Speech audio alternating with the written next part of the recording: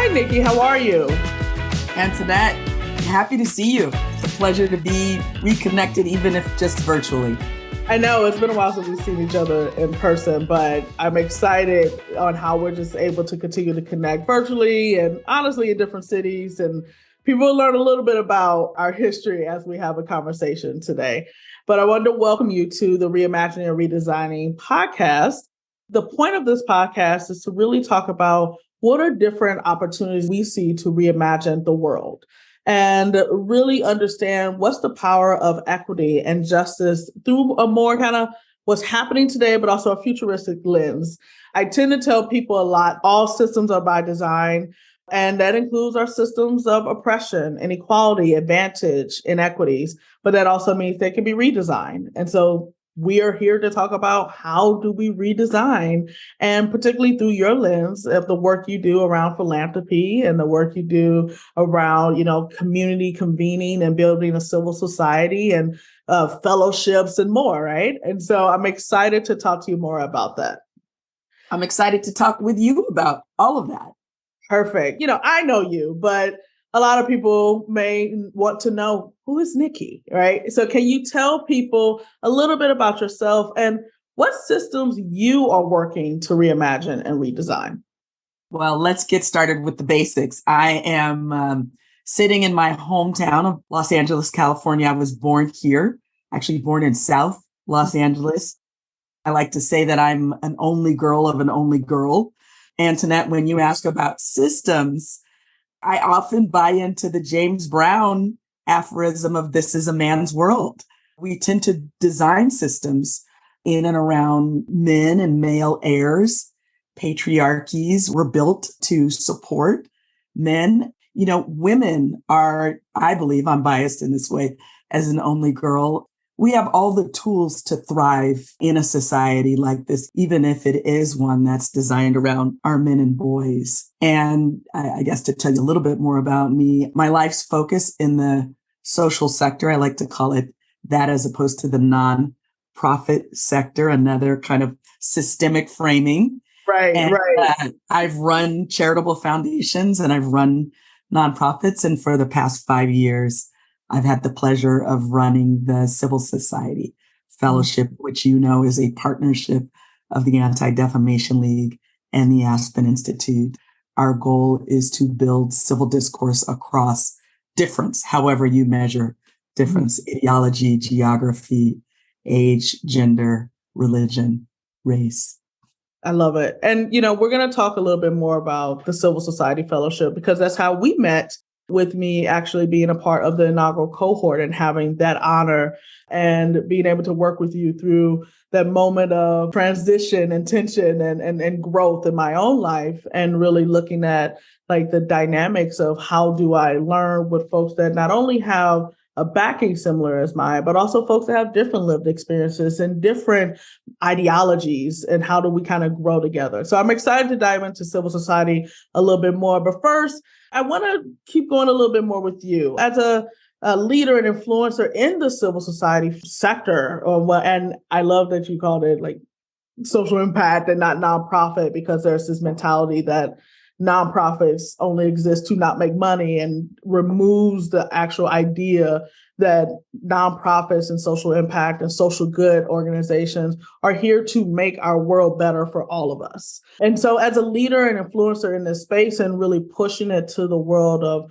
being more civil, what opportunities and what role do you believe equity, and I would even say even design, plays in really building a more sustainable and meaningful change? And instead of change, I'll say redesigning, meaningful redesigning at both an individual and a systemic level. Yeah, I really appreciate that, Antionette, because the very existence of something like a civil society fellowship challenges the way leadership development has been designed historically. And we believe that it's important to design to include and actually center difference.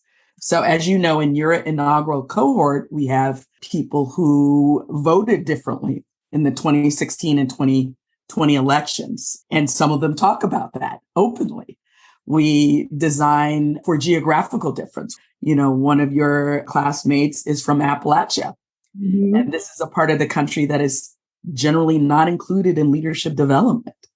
And it was important for us to find people who are coming from all different parts of this country, different parts of the economic spectrum, because the design of this country, consciously and unconsciously, has been generally around privilege, has been generally around wealth, and privilege and wealth give people voice. We believe voice is important for people of varying parts of the economic, geographic, income spectrum. And that's why we work really hard to be inclusive. I know that's one of your important values in redesigning, but for us, it's not just a word, it is an active practice and one of our values. Yeah.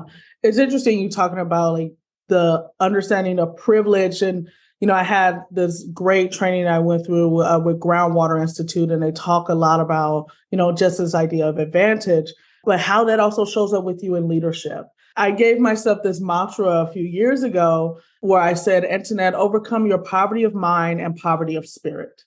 The reason I started to give myself that mantra is I realized that even though I had started to transition economically, I still had those barriers mentally on how I can show up in spaces. Did I have permission? Instead of asking, why do I need permission? Whereas when you have been centered in a more privileged situation, whether we're talking about race, gender identity, sexual orientation, et cetera, you don't question those things. You show up as you are. And I love that you kind of spoke about, like, for us to really get to the idea of redesigning, that inclusivity also is very rooted in, us being able to be us. And also still looking at the history and the systems that tell us that we shouldn't be or we can't be, right? Yes. I mean, the very notion of permission. We talk about imposter syndrome sometimes, Antionette, right? Some of our fellows feel like they haven't yet earned permission to be in a place like Aspen or Amsterdam or Jerusalem or Montgomery. These are the places where civil society fellows go to have civil discourse. And one of the things that's important to us is that everyone feels like not only are they invited, but they belong. This sense of belongingness is it's not like a fairy godmother has to come and grant you, wave a wand over your head. No, the invitation to become a fellow, implicit in that is our sense and expectation that you belong and that you continue to invest in this experience, right? It's not just arrive and kick your legs up. As you know, this fellowship business involves work. It does. Let's dive into that a little bit more. So you are obviously one of the architects, one of the designers of the Civil Society Fellowship experience. There's power in that. This opportunity to really think about, how do I challenge the different forms of leadership trainings and methodologies that had come before us that created greater divisions. Like, the idea of a civil society is to really have people work across these differences, not to ignore them, but acknowledge them, and also see how can we actually collaboratively and co-creatively challenge these systems that impact us all. And so, as one of the designers, as one of the architects of change, how were you conscious around how you can design a program, engagement, and experience that will allow civil discourse, but also center diversity, inclusion, and equity in the kind of fabric of the experience itself? What a great question, because I feel like that's at the center of the center, that the decisions about which text will be read, which leaders will we engage?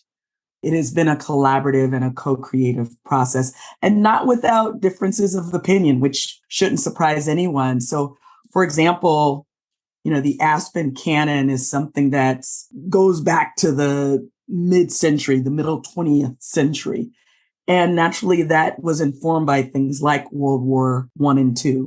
But when you look at that canon through the eyes of the early 21st century, you might go, where are the voices of people who may not have been centered in the middle of the 20th century? Where are they in this? And so I've worked closely with Aspen, with ADL, and even gotten input from some of our fellows and our advisory committee to inform how we build our readers, how we decide which voices will be included.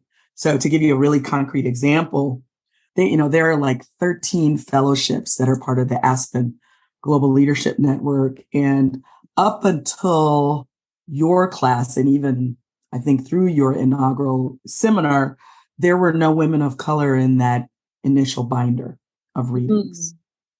And we realized after your class went through it, that's a gap for us. So we went back and said, let's do better next time to include women of color. And so now classes 2, 3, and onward go through their readings, and the reader includes Audre Lorde. And I think, as you've seen, and when we went to the Middle East earlier this year, we had Jewish voices, we had Arab voices, we had female voices, we had LGBTQ voices, we had male voices, older voices, we had younger voices. It's a constant iterative process for us to design and redesign to include the voices of the places where we're visiting. I love the idea of the voices, but I also want to put, because I'm usually the one in the experience that once we get to the arts area, I'm like, all right, let's unpack this visual piece of exploration. It's like my classmates and cohort members starts hiding, like, oh, here we go. And then I let them have their moment, and then I'm like, well, the color scheme, blah, blah, blah, right? But, because I think it's the voices, but I love that also you think about different modes of learning and different modes of digesting, us looking at a partial component of the film with Gandhi, and us looking at pieces of art, reading poetry, having place as the actual learning experience. I think all of that really, in my mind, as you are redesigning what does it mean to be a leader, it also is helping people look at, oh, well, I learn differently when I engage with my staff, or when I engage with my community members, when I engage with my partners. How do I create experiences and designs where they can also engage differently as well? And so I think there's an example of you leading by example of really curating it, but also being willing to take feedback, to modify it, to actually allow for the redesign in itself, right? Definitely. We are on a learning journey, and we're so clear to tell you and classes 2, 3, and even 4, when we name it later this year, hey, we're early test pilots. And we realize sometimes we're going to soar, sometimes we might crash, nothing will be fatal, but we're definitely learning. And when you talked about the arts, Antionette, I'm reminded of a very fond memory of when we were in Jaffa in January together. Do you remember the day we were outside with the musical group System Ali? Yeah. And there was a Palestinian gay woman and I want to say, hetero Jewish male. He was the guitarist, and he was playing music, and she was singing, as a Palestinian woman, she was singing a song in Hebrew, like a mournful, sad song. And people were walking by us hearing what was obviously a woman of Arab Muslim background singing in Hebrew, and it blew everybody away. And so using the arts to redesign and have a different impact. And that was something, we were feeling and experiencing real time. I love also you talking about the geographic diversity of the experience that you designed, right? Like there's the integration of the arts, the integration of the different people in their lived experience, but also there's a power of place. When you think about how you've designed this experience, with us having experience in Aspen, we've gone to Amsterdam, we've gone to Israel, Palestine, we're going to the South. What was the intentionality of using geography as a way to allow for a civil discourse amongst the group? And also really thinking about the power of the intersection of justice when we look at these different spaces as well. Yeah, I find that something about leaving home, leaving our comfort zone, really takes learning to another level. When we're away from the comforts, when we're away from what's predictable, all of our senses are heightened. Our sense of hearing, our sense of touch, our sense of all of even the extrasensory part of our being are engaged. And Antionette, I remember watching you and the rest of the fellows when we went to the Baha'i Gardens in Haifa, where you heard the water and you smelled the roses. And this is a place of great religious importance, but it's also nature.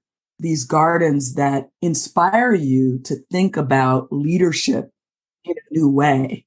And one of the things we learned from the Baha'i was when there's a duality between beauty and practicality, they believe beauty should win.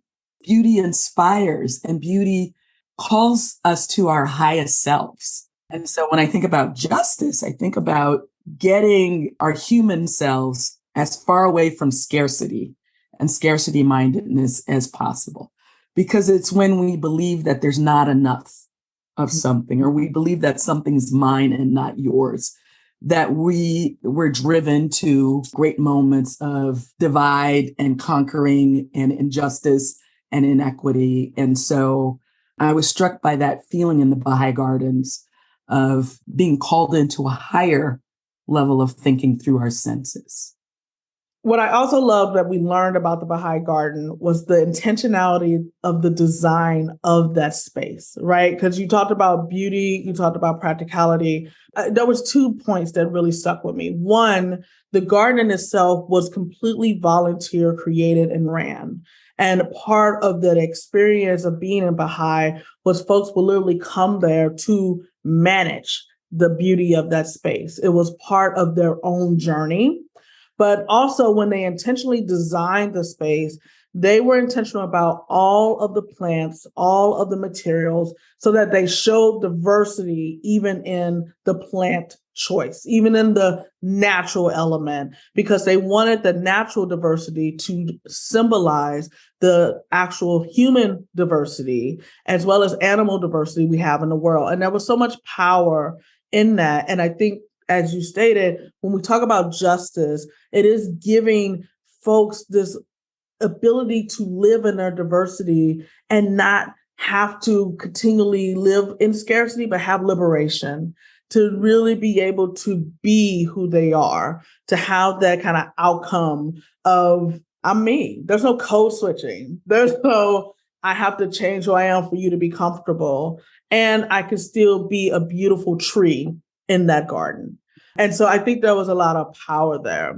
So I'm going to get back to liberation in a second, because I think that leads into this quick activity I want to do with you. But before we do, we're across seas, right? When we think across sectors or we think across geographies, I think there's also great examples of what we can do, what we can learn from. You know, I think talking about the Baha'i Garden was a good example. And I wonder if you have any other good examples of what you believe equity being applied has looked like. Like, what inspires you to really want to redesign more towards an equitable lens?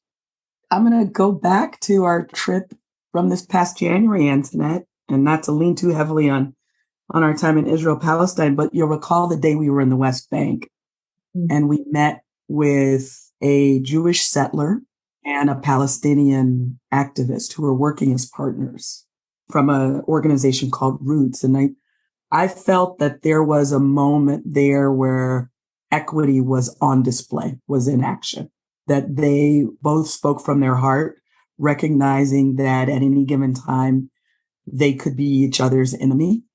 The settler acknowledged that he has brought his family and they are living on land that was once occupied by Palestinian families.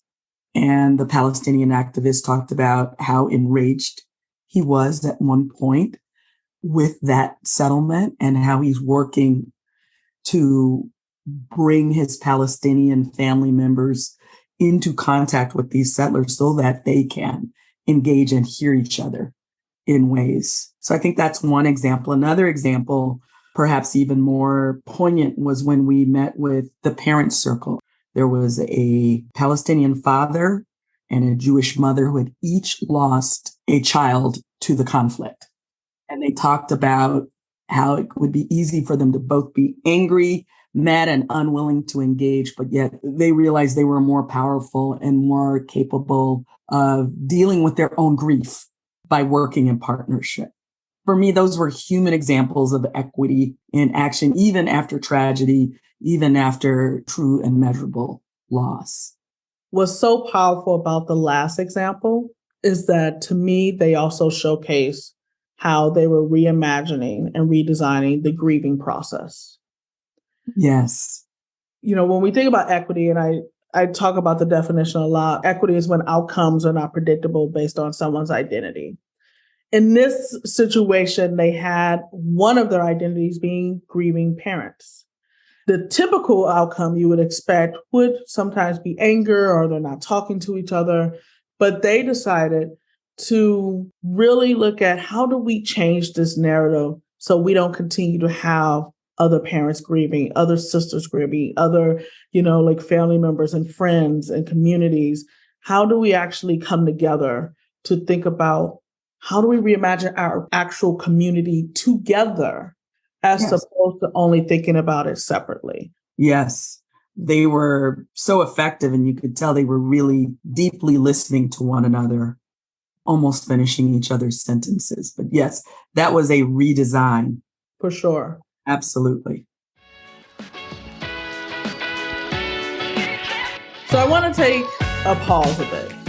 So I have some colleagues that do great work in this new field that I'm a part of, called equity design. They created a process called an equity pause, which was really looking at, how do we provide space of reflection and humility building while building out interventions to address social issues. Like, working in equity and justice, whether it's race-based, whether it's religious-based, it is heavy. There's an emotional toll. There's tensions that arise because we're human. And so we have to take an equity pause. But I'm going to spin it a bit. And I want to do what I call a liberation pause, right? Because it's easy to talk about the heavy work, but I also want to center liberation in these conversations. So I'm going to give you different categories, and this is going to be a rapid response thing. Whatever comes first to mind for you. What comes first to mind for you when you think of liberation and that topic of focus? So the first one, what song comes to mind for you when you think of liberation? The first thing that comes to mind is actually "We Shall Overcome," the old spiritual. What film? Glory. Denzel Washington, the 54th Regiment, men who were enslaved, fighting for a country that didn't yet recognize them. Liberation. I love that. What about book?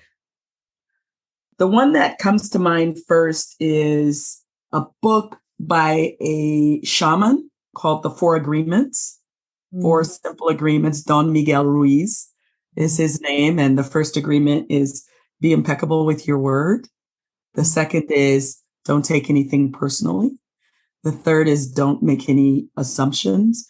And the fourth is always do your best. These sound incredibly easy, but when it comes down to it, they can be very challenging. But I find liberation in applying them. I love that. I actually do. What season? As in summer? Is that the one for you? Always. Always. The longest day, the most daylight, the warmest temps. Summer. I got a whole summer music playlist. Oh, yeah. I love it. Okay, a couple more. What color? Orange. Orange. Tell me why. Why orange? Probably because I'm Californian, and oranges represent the juice, sweetness. Also, maybe because it's top of mind, and orange is the national color of the Netherlands. And we were there for King's Day, and everybody's wearing orange. Everybody's out in the streets. But besides that, I just love the color. It's an energizing color. It's funny. Orange is also the color that is for gun violence alleviation as well. I love it. I love orange even more now. Exactly. Piece of art. I'm going to push you in the art world. I'm a worker. I'm getting you there, Nikki. I love that. I love that. I love that. There's a quilt in the Smithsonian, and it's the images of Harriet Tubman. I want to say the artist is Bisa. Is it Bisa Barnes? Bisa Butler. Thank you. It's right across this beautiful quilt of Harriet Tubman. I'm singing in my mind's eye. Is right across from an image by Amy Sherald of, I can't say her name without getting emotional, Breonna Taylor. Mm. And Breonna and Harriet Tubman are facing each other as if they are talking to one another through time. Oh. And so these two pieces of art for me are like you want to stand between them and just feel the power. They both made such sacrifices. They very much did. And then the last one is open choice. What comes to mind for you if you just think of liberation? You can pick anything. What comes to mind, really, first of all, is the ocean.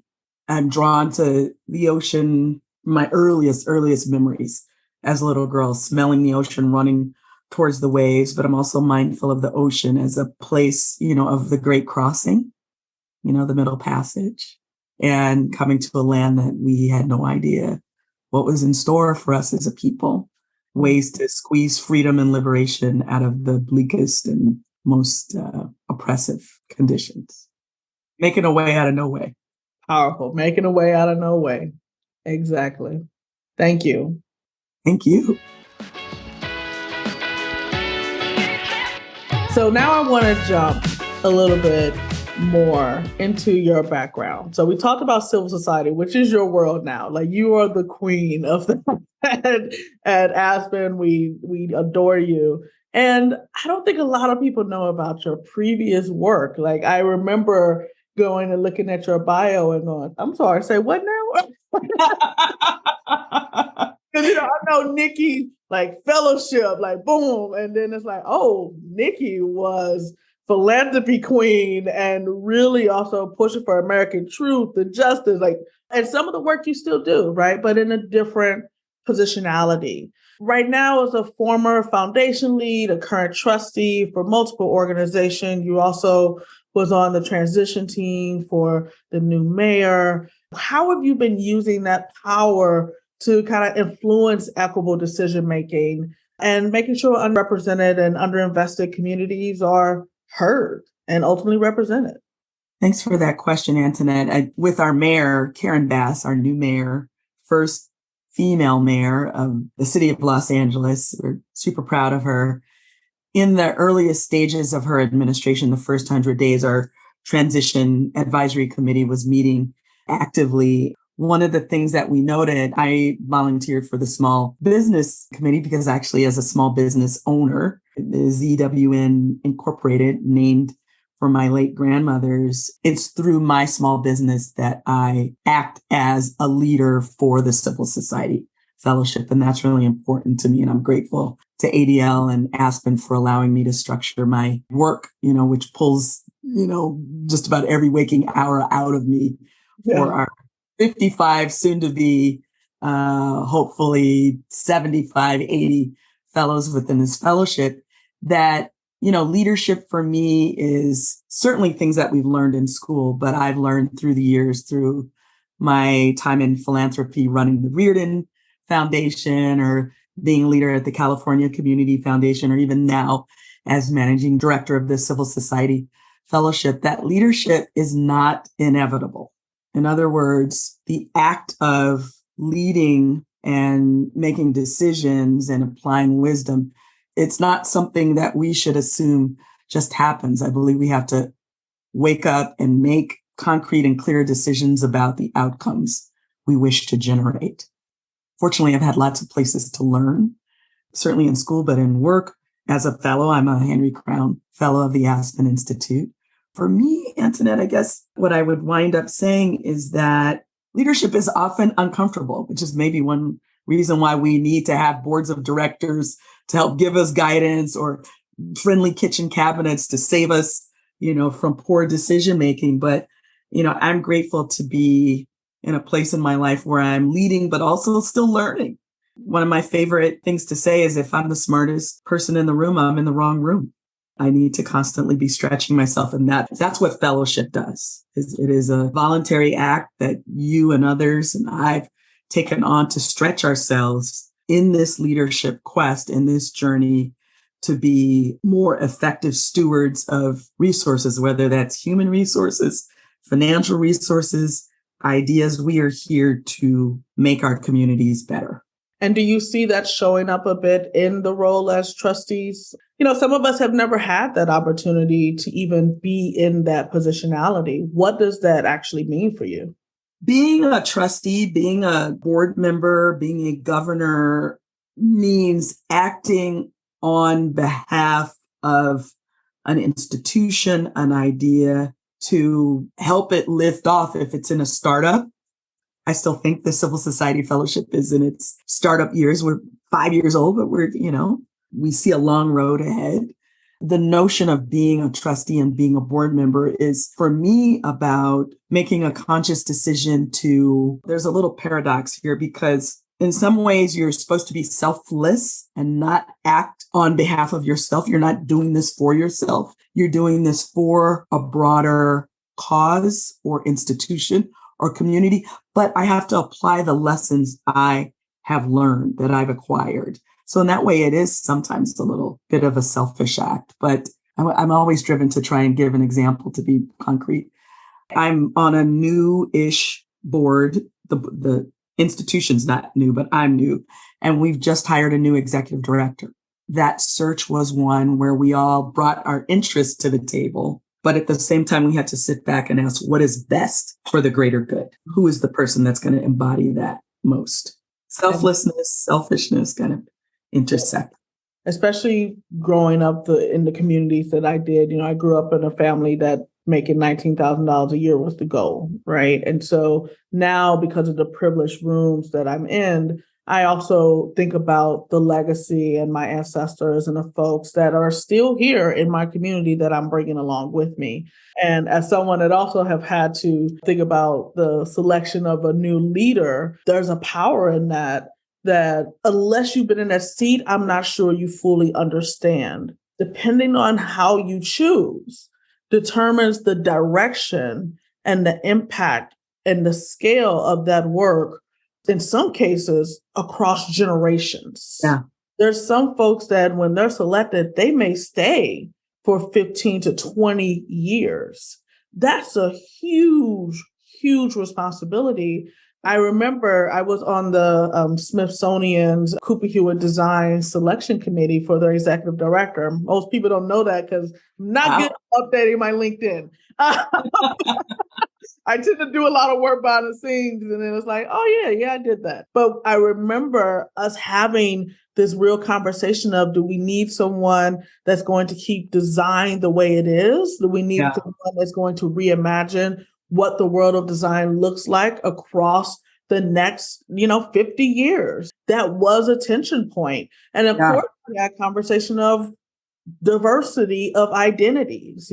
Previous leaders had either been white or they've been white men, right? And so we were like, how do we also understand the power of an actual anchor like a Smithsonian that also is a representation of an entire field that's continually evolving, and put someone in that role that's going to be able to work with the staff and also take it to a place that had never been done before. Right? Yeah.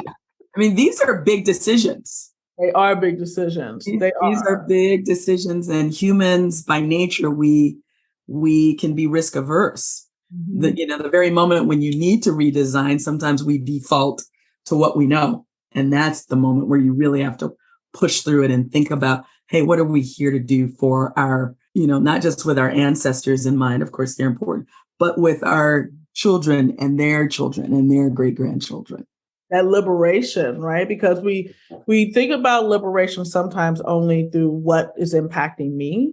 But as a mother of twin sons, I am thinking about what will liberation mean for them in 50 years, in 100 years, when it comes to their children and their children, right? It's like the two L's I love, liberation and legacy. The two L's that I love. There you are. I think it's important, especially when we think about the other L that you love, which is leadership, to really think about the ripple effect of the design in itself. Because some people, they think about the field of design, graphic design, experience design, fashion design, etc. But the actual act of design is the intent and impact behind an outcome. That means everything is designed. That means when we are putting folks in these positional roles, they also have to be the ones that's going to work with their teams and work with communities to share power, to allow them to be in positional roles, to then ultimately redesign through the lens of all of us. Just a few. Yes. So with that, I want to kind of start wrapping us up a bit. I want to get us to the imagination part. You talked a little bit around what you've done, some work around redesigning, some things that are inspiring you. But I want to think about the future, because the future is where, to be very candid, equity and liberation and justice lives. And I say liberation through the lens of collective systemic liberation. Everyone can have their individual liberation. They control that. But when we talk about scale of community liberation, that is a futuristic mindset. When we talk about equity, that is ultimately the lens of being a futurist, right? I'm going to have you put on your futurist hat, okay? The first thing I want you to do, I want you to imagine that there were no barriers. There were no barriers. There were no limitation.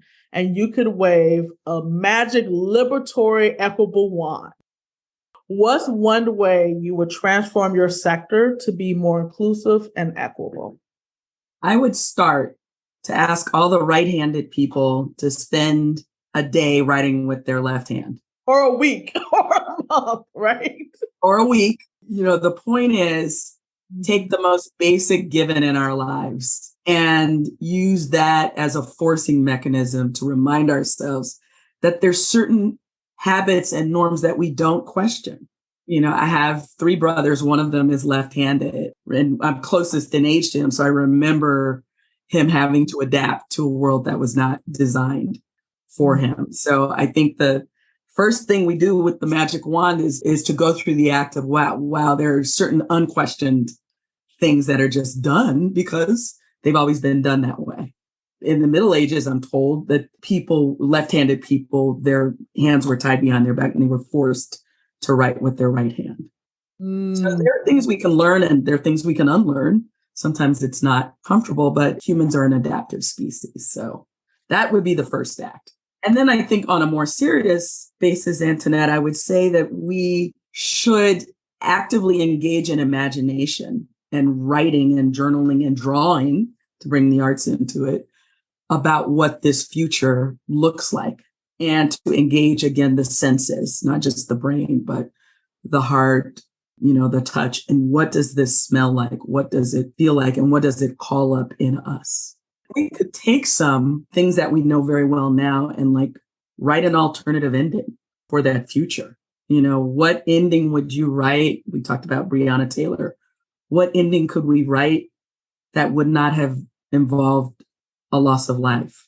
We can write that with tools we have today. That's equitable. I would call on our imagination. I would study what we've been through, and I would outpicture what we want and use that as the roadmap working backwards. So for all the listeners right now, you just received 2 great things that you can do right now. Because what I love is that usually when we talk about empathy building, we always go to another city across the globe. And it's like, unless I have that economic privilege, that's really hard for me to do, or go to a neighborhood you hadn't been to before, or go to a religious service that you haven't gone to. And I think all of those are really good examples. And the first one of writing, if you're right-handed, write with your left hand. Anyone can do that. If you are opposite, do the opposite. Because I don't also want to be able-bodied, right? Finding a different way, even if you are disabled, to actually also engage with folks that have different experiences. Because I think for all of us, we can always learn from other people's experiences. I'll use the example.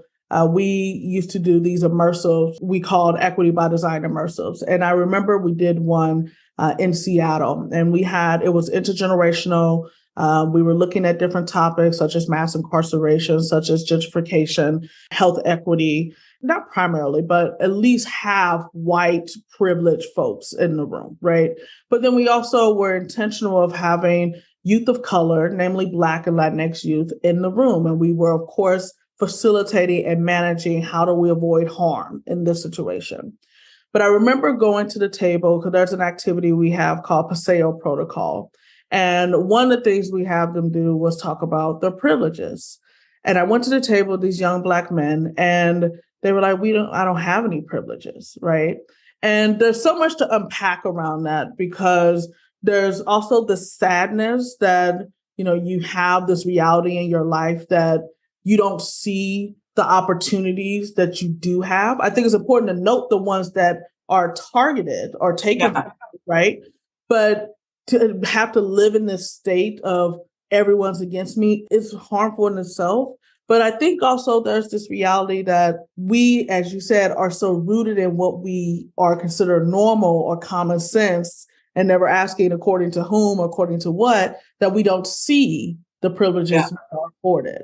Yeah. And so, I was like, are any of you disabled? Right? And they were like, oh, well, no. And I was like, well, that in itself is a privilege. The world has been designed for able-bodied folks.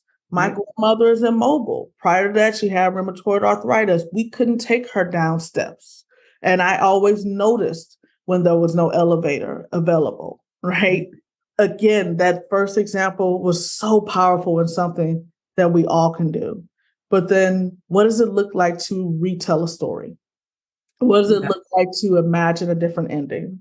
So I'm going to ask you, as our final question, and my final question for you, imagine we're in 2123. So I gave you 100 years, you were Walt Disney and somehow you survived. What's different about the world? And I want to even bring in, because you were talking about the different senses of even the ocean for you. What smells differently? What looks differently? What sounds differently? What tastes differently? What's different about the world?